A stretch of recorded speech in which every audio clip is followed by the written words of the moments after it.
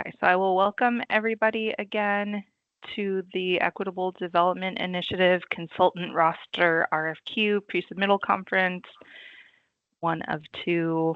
You are welcome to attend the second one, but the content will be the same. My name is Julia Pasciuto, and I'm the EDI Fund Manager. I'm joined here by a handful of teammates, our EDI Division Manager, Jenna Franklin. We have Michelle Oon and Dakota Murray, who are project managers as well. And as I asked, please type your name, organization, and email into the chat. I think, because this information was on the OpenGov website, we have a lot of your contact information because you indicated that you were interested in attending this session, but it's helpful for us anyways. So I wanted to give a little bit of context for Seattle's Equitable Development Initiative. We've been around since 2016 and play a crucial role in fostering equitable development in Seattle through community-based solutions, inclusive growth, and anti-displacement strategies. And our funding, we support organizations who want to pursue the development of a real estate project that prevents the displacement of their community. EDI funds capacity building activities and capital projects, including acquisition, pre-development, and construction. We fund early, and our funds are patient as long as our awardees are putting a good faith effort in making progress on their project. And our funding is delivered through an annual RFP. The equitable development framework rests on 6 equity drivers here. And again, if you're wait to do question and answer until the end, and so please put your microphone on mute. We focus on these 6 equity drivers, really thinking about the kind of structural causes, root causes of displacement are multifaceted, and so we need to be able to address across a range of solutions. The purpose of this RFQ is to develop a consultant roster for the Equitable Development Initiative. And this has been something that has been asked of us over the last 8 years. Who are the consultants grantees are asking us, who are the consultants that we can work with, who can help support us in our project. And we have not been able to, because we haven't had this competitive process, recommend people except for kind of the word of mouth between our grantees, our awardees. And so the purpose of this is really to develop this roster of capacity builders, so skilled individuals and businesses who can provide as needed consulting services to the cultural organizations that we fund in Seattle.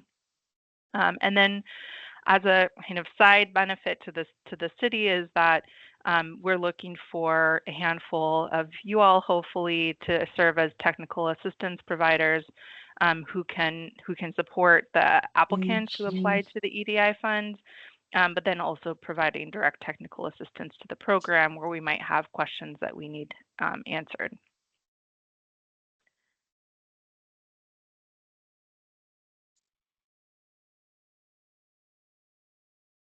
This opportunity is for to develop a vetted list of capacity building and technical assistance providers to support EDI. And I want to be really clear, and we tried to in as many places in the RFQ, that there are no dollars associated with this solicitation. So the result of the RFQ is that you would be put on the consultant roster, and the Equitable Development Initiative awardees would be able to contract with you using their funds that we have awarded them. And then, as I said before, there may be opportunities to serve as a technical assistant to the Equitable Development Initiative based on your existence on the roster and the services that you provide. Can everybody see the screen still? Looks like there's a question in the chat. Okay, thumbs up. Thanks. everyone. And then there's a couple places that we try to define what we mean by capacity building. It's a really long and extensive list, but it could include things more focused on organizational development, so coaching and mentoring, board development, communications, DEI, financial planning, but it could also include some of the more project-specific capacity building around like early pre-design and design from architects, commercial real estate brokers, owners' representatives, and legal services as well. And then our definition of technical assistance really is twofold. The first is that we are looking for technical assistance to support the grant preparation for prospective applicants to EDI. I think we're still defining what that exactly will look like, but we want to make sure that the applicants have support. A lot of the organizations who apply to EDI are all volunteer. They may not have a grant writer on staff. We want to make sure that there's equitable access to our funding. And then there are also opportunities where we might need support as a team, some technical expertise that we're not able to provide as staff, trainings and things like that. The timeline for this, it's not an RFP, it's an RFQ. We released the solicitation on March 6th. The pre-submittal conference, the first one is today.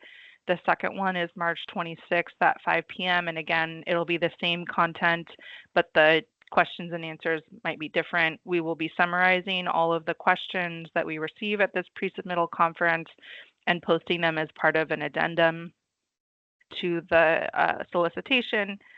The deadline for questions is April 1st, and we'll be providing a final response to those questions April 4th at 5 p.m.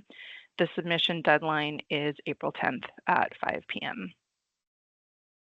I want to be clear that there are no minimum qualifications for this solicitation, but there are some, like our most qualified candidates will have an existing practice of leading with racial equity, have demonstrated experience providing one-on-one support, coaching, and mentorship to small community-based organizations, knowledge and expertise, skills, and experience in one of the core nonprofit management systems or cultural space development processes, cultural responsiveness and multilingual capabilities, understanding of how institutional racism and discrimination have limited cultural organizations' capacity, and the ability to provide excellent relationship-based client service.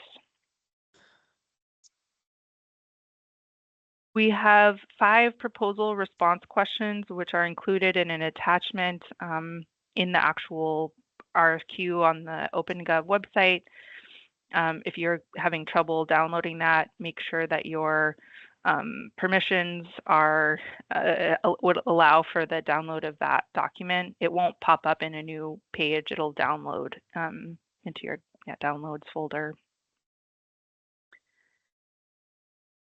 And then there's a handful of response requirements. The first is proof of legal business name. You have to fill out the City of Seattle Consultant Questionnaire. There's the response to the summary questions, which basically is, what is your area of expertise? That's not scored, but it's information for us as we'll be building out the roster. The response to the narrative questions really is our evaluation will center on the response to the narrative questions. We need you to submit a resume or tailored bio of the principal people who will provide capacity building or technical assistance, a list of 3 comparable past clients or projects, and contact information for 3 references. And we've included pictures here of some of the example projects that we work with, just to give you a sense of the projects and organizations that you might be consulting with.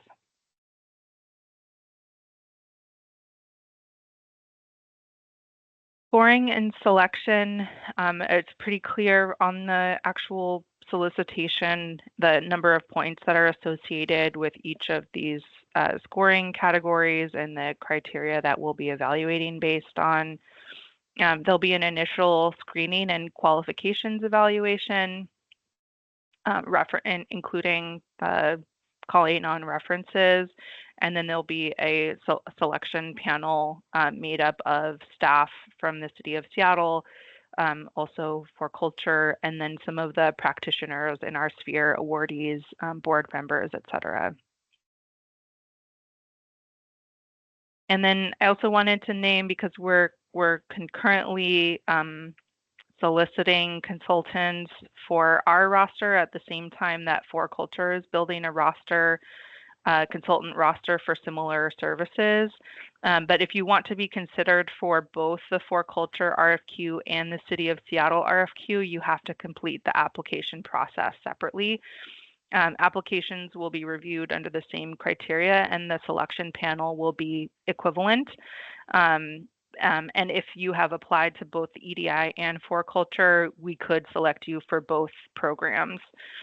And just wanted to call out some of the organizations whose shoulders we're standing on, agencies, King County Capacity Building Program, such as Best Starts for Kids, also the Cultural Space Agency Beyond Base program, have helped to shape the structure of our RFQ. And then for the majority of the rest of the time, I want to open it up to questions. I'm going to stop sharing my screen for now.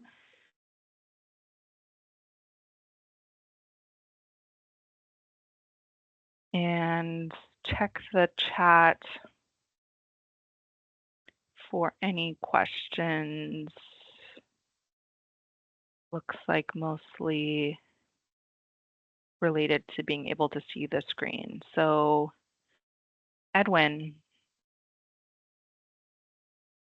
Hey, Julia, thanks for that. Appreciate it. I was curious, do y'all have a max number of folks that you're looking for? Not at this time. I Okay. think we would, it will be different for Culture because they're, you can see on their website that they're hosting kind of similar pre-submittal conferences about their opportunity, more similar to the Best Starts for Kids model. They will be contracting directly with the folks that they select from this RFQ. And yeah, so theirs has dollars associated with it and they're setting a limit. But I think for EDI, it's like if you're meeting our criteria and if you're scoring highly and meeting our criteria, then we would include you. Awesome. Thank you.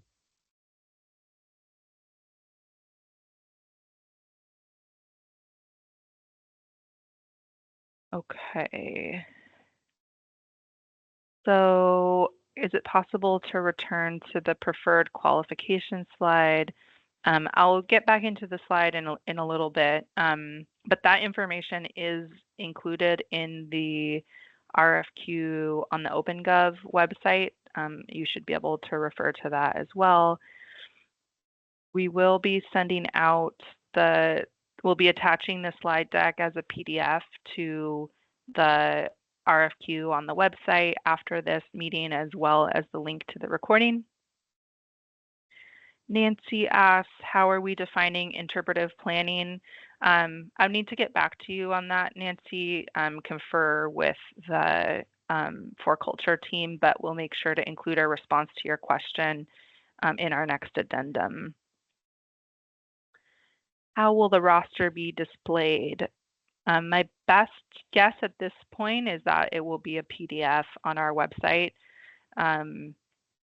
that our grantees, our awardees would be able to make contact with the contact person in the RFQ, an email address or a phone number.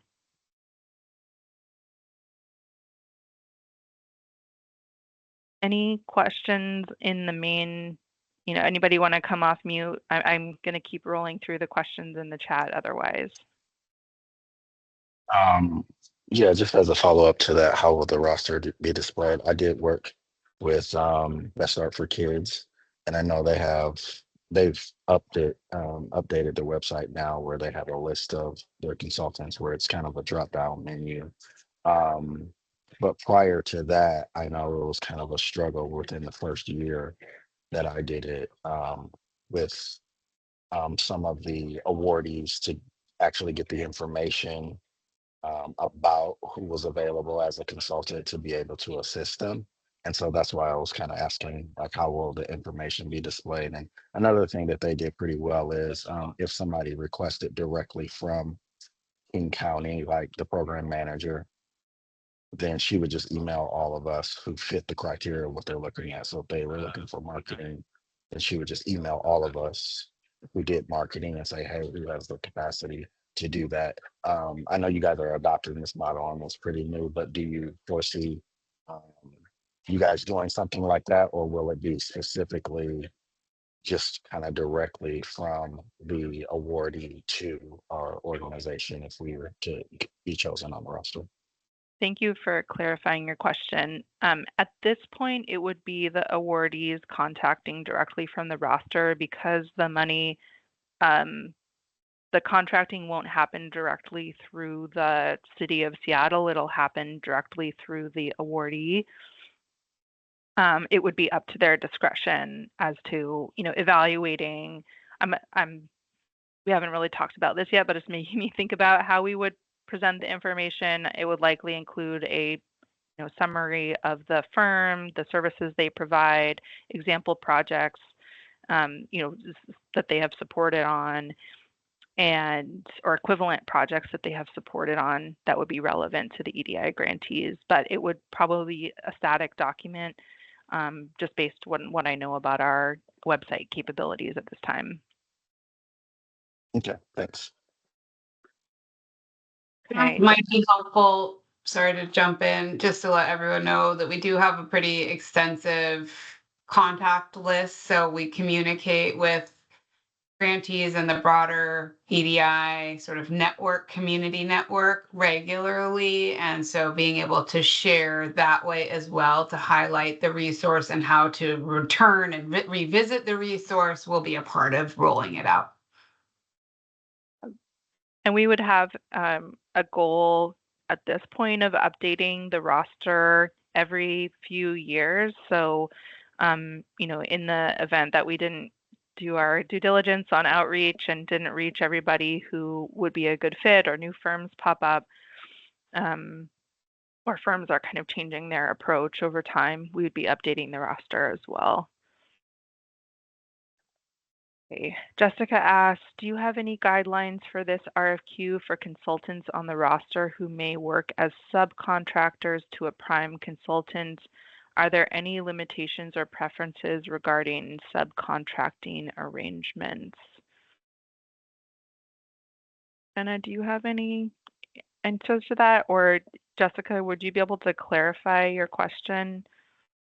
I think at this point, you might be like contractors could use this list to also select their subcontractors. It would be publicly available information, and so, but I don't know that we have a preference or limitation based on those kinds of arrangements at this time. The only caveat, so primes can select sub-consultants. We have certain city requirements for how that occurs within city-held contracts. Our contract in this case is with the organization, and depending on the type of agreement, so in a capacity building agreement, there's a little more latitude. In a construction or capital agreement, there are public works and prevailing wage requirements. So it depends on the nature of the work that the prime is in contract for. But otherwise, the requirements are not particularly onerous or limiting. So it's mostly just collecting the right business license information, the correct insurance requirements, and things like that. Thanks, Jenna. Okay, can I elaborate a little bit? My question would be, how would that influence drafting the application? So if I might be a subcontractor with another firm, would I just be included in the application under the bios and resumes? That would be okay, or should I submit a separate application? I think if you only were going to be working as a sub-consultant, then it would make sense to apply as part of a, primary consultant to the to this solicitation. But if you also were open to directly contracting with the grantees or with the city, then you could also submit your own application. I don't because we are not limiting the number of consultants who are on the list, as long as you meet our criteria and are evaluated, I don't see why we wouldn't be able to do both.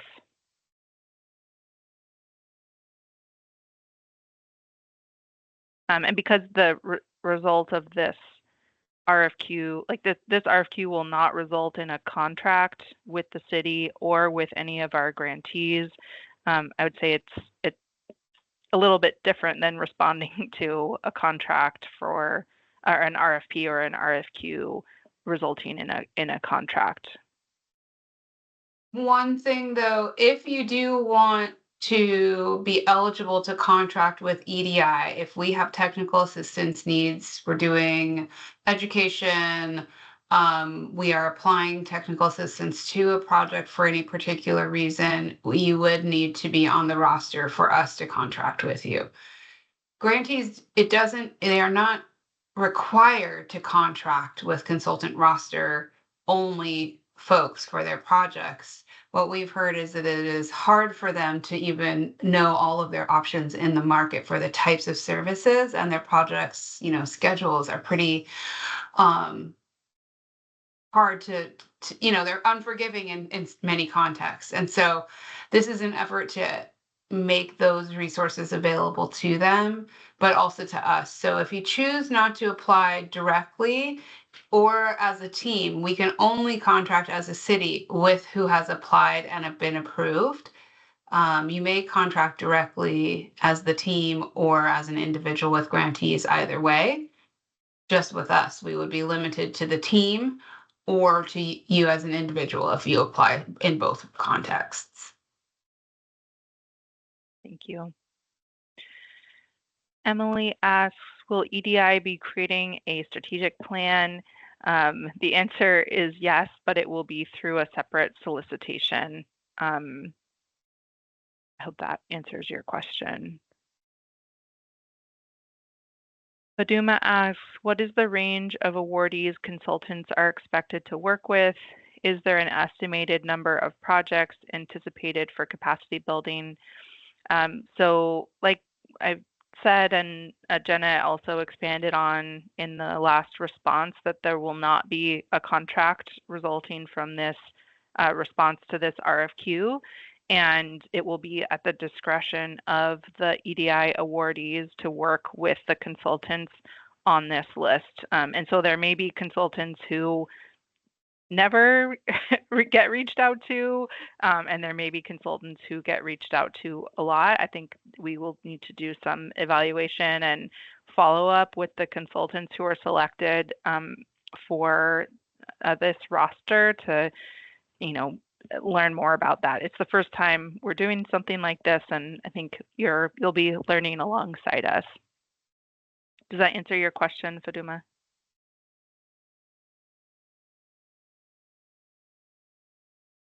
I think that one of the other things that could be helpful is when you go through a competitive process and are selected to be on a roster, it qualifies you to do business with the city. So other folks may also reach through this solicitation. There's sort of something within public agencies called the piggybacking rule, which effectively says not just other departments within the city of Seattle, but other public agencies may also reach through this solicitation for similar services. And so it makes you eligible for them to also contact in that way. We have, maybe just I should have included this in the presentation, but we have 78 awardees at this time. And so that's the extent of the total number of organizations, but we'll be adding in new awardees on an annual basis. Question from Vanessa: what is meant by organizational design and management in capacity building?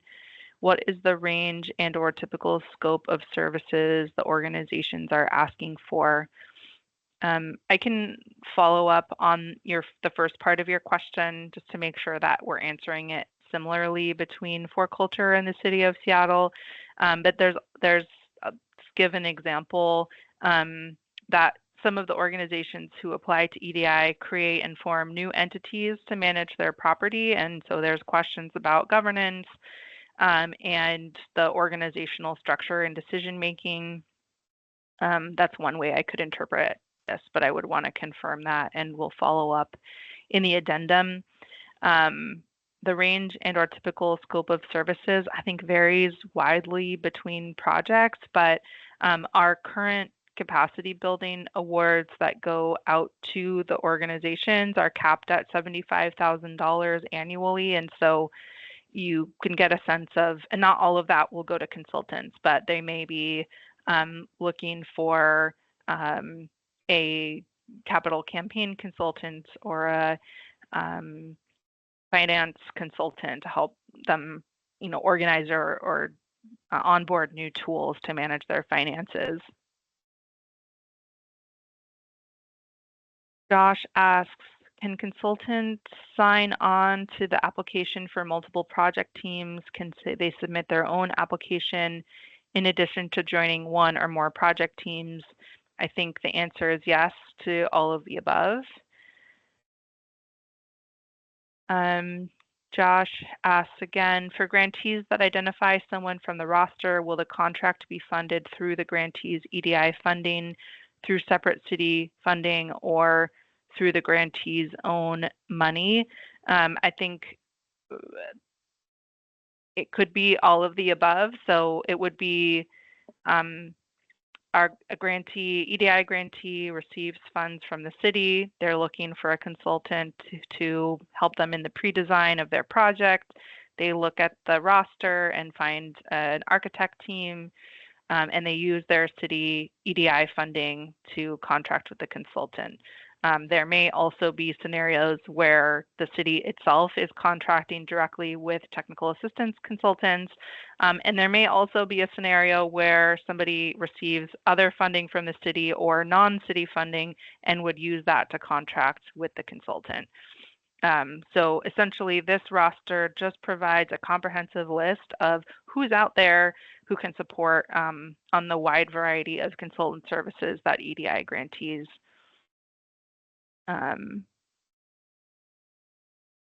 Okay, Cynthia asks, I did not see a lot of administrative descriptions in the project. Is this mainly for construction type projects?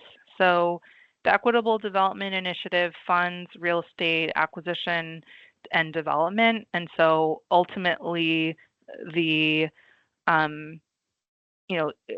awardees apply to us for funds to support the development of that project. We do not fund long-term operations of organizations. We can help through that capacity building to build out the systems that organizations need for long-term sustainability. But this is not for administrative, like long-term administrative. But if there's something you feel like is missing from our list of consultant services, feel free to suggest it in a question, like a more formal question that we could respond to as part of an addendum. Jessica asks, is there a publicly available list of the grantees in the program? Our website, which I will put in the chat, or maybe Michelle or Dakota, you could put into the chat, has a fairly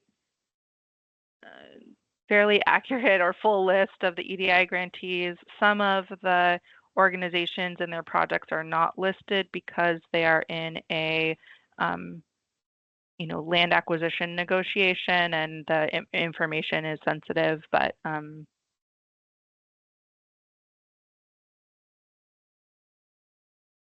Sean asks, will interlocal cooperation code restrict flexibility in price, terms, or conditions of different contracts we might accept? For example, I have a solidarity rate for CBOs versus a market rate that helps to subsidize pro bono work. I'm not sure I have the technical answer to that right now, but Answer is no. So in many competitive city procurement processes, your rates are supported through, they're substantiated through other contracts you've held. If you contract with us directly versus with grantees who are a nonprofit and operating in a potentially different model, then we recognize there may be a rate break that you're providing to that nonprofit organization that you may not provide to a government agency, for example. So I think what we're looking for is to understand your rates and in what context you apply those rates. And when we contract with you directly, we'll ask you to justify that rate. And grantees, similarly, when they contract with you directly, are looking to understand the rate that you would charge. Kirsten asked to clarify a previous response. If selected for the roster, the information about capacity builders that will be shared with grantees will be the resume and past project sections. Did I get that right? I think it's not 100% clear to us yet what the roster will look like at the end, but it would include your name, your contact, at a minimum, your name, your contact information, your specialization, and the past projects. And thank you, Jenna, for answering that previous question.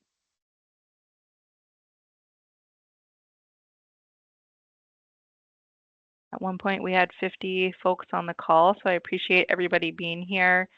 We'll be hanging out for another little while, so feel free to stay on and ask questions.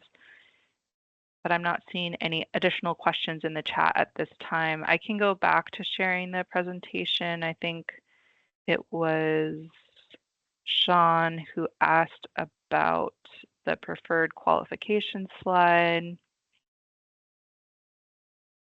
I did have one more question, just clarification.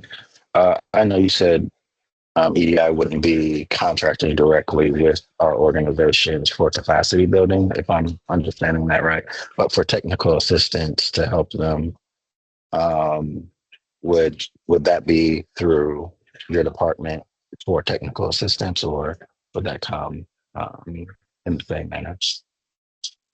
So the technical assistance would not be, the technical assistance will be contracted for by the City of Seattle, Equitable Development Initiative, but it would only be for kind of two specific categories. One would be application assistance for prospective applicants coming to EDI to apply for funds, or for direct technical assistance on issue area, like specific issue area expertise that you might have as a consultant that we would need support on, or developing trainings for our grantee community.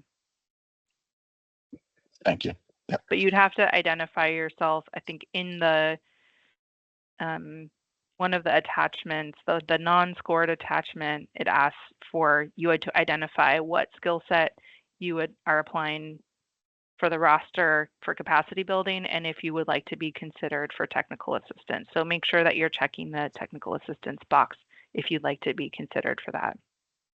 And that's in one of the documents that you're referring to for the application. Yeah, it's on the OpenGov portal. There's Okay. a it's part of the required responses. Let me get to that page. I think it's the did I just skip over the page? 1 second. I think it's the response requirements. Let me get there real fast. So it's the summary questions. Okay. Okay. And it's okay if you've done both. So I've done capacity building with BSK, and I'm doing the participatory budget TA for King County as well. So Yep. you can do both. Okay, thanks. Yeah. Okay, here's the qualifications and experience page.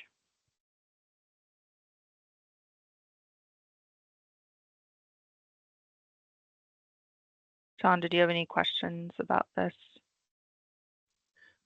No, that's fine. I just wanted to take a quick look again. I know it's in all the documents, so I'll follow up there Okay. if you have any further. Thanks again, Julia. Yep.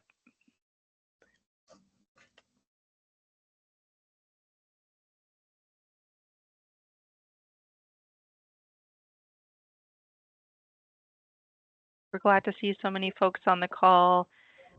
We hope you apply. Can current EDI grantees apply to assist new applicants? I don't see why not.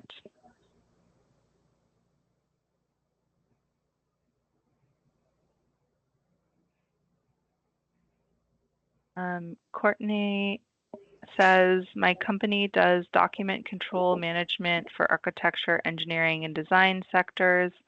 We're a small business, DBE, SBE, WMBE. In theory, it sounds like we would have relevant capabilities and capacities to offer to this program. Does that sound like an accurate assumption? Michelle, do you have any? Sure. Yeah.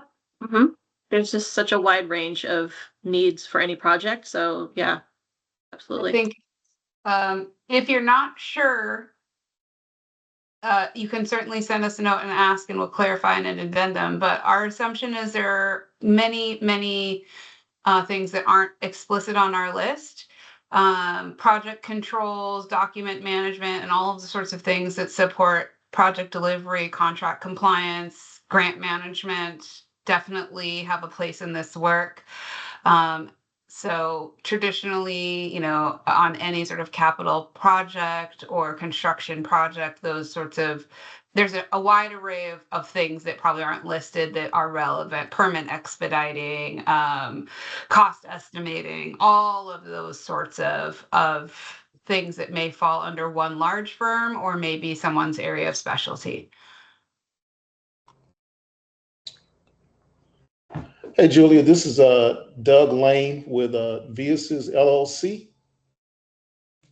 Yeah, is there someone that I can reach out to and talk to a little bit more about the technical aspects of the grant matching services that I saw listed on one of the slides?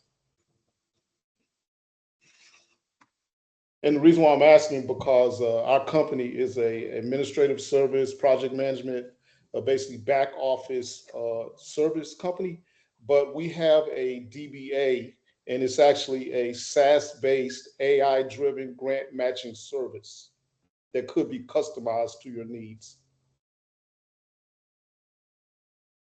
Jenna, how do you feel about a follow-up conversation? Or do you want all questions to just come through the portal? In the active procurement, it needs to be documented through the portal. You can take a call, but we will need to document the nature of the call and share the response that we share with everyone. So that's fine, as long as we are documenting carefully what is discussed and sharing that more broadly. And to your sort of perhaps parent question, Doug, is that there are many sorts of innovative approaches as technology advances that are helping folks find the right funding sources and generally support their projects.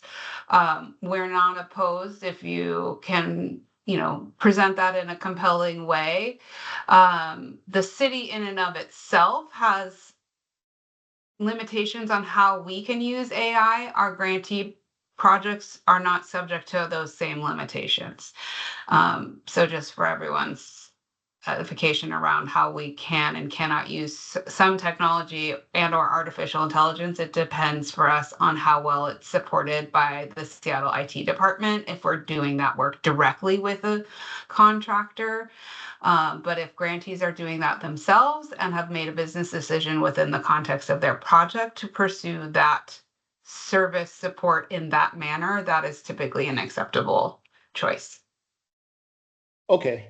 I think then the best thing to do is just include the details of what we offer in our proposal and let you guys look at it and go from there. Sounds great. And I think that goes for everyone. If in doubt, that these projects are very diverse. There's a lot of innovation happening.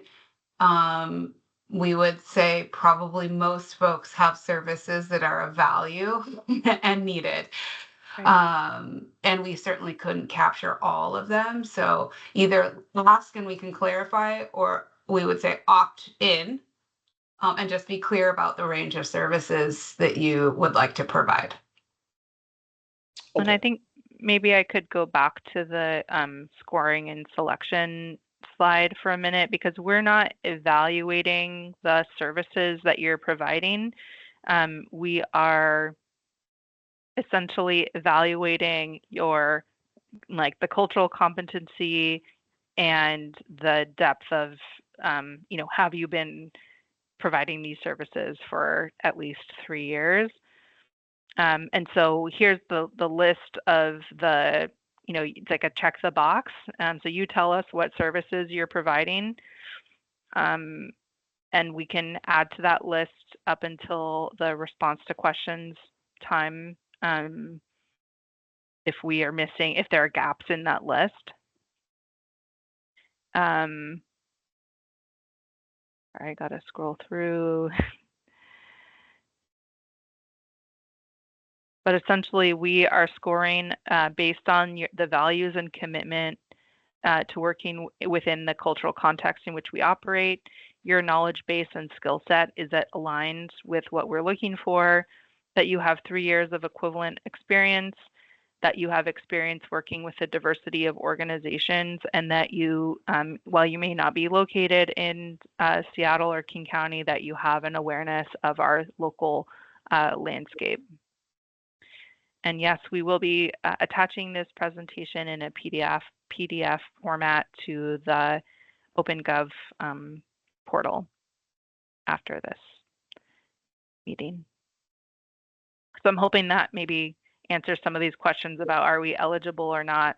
As long as you provide a service that would support the development of a community-led development project, either in the development of the organizational capacity or in the project delivery capacity, and you meet our baseline criteria, then it would make sense for you to be on our roster.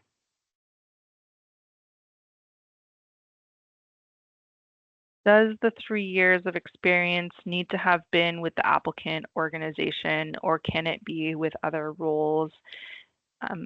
I think as long as you're able to demonstrate in the resumes that are associated with the applicant organization that there are at least 3 years of experience, then that would qualify.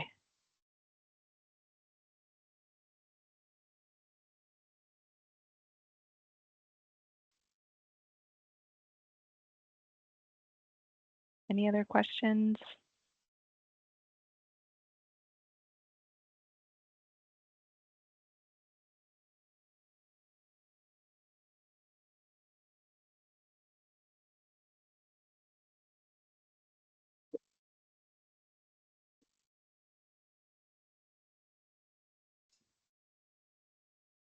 Hearing none, I will stop recording, and I think we'll hang on in case anybody joins late and has a question. I think we'll be on until about 1. Thank you, everyone. Hope you have a great rest of your day.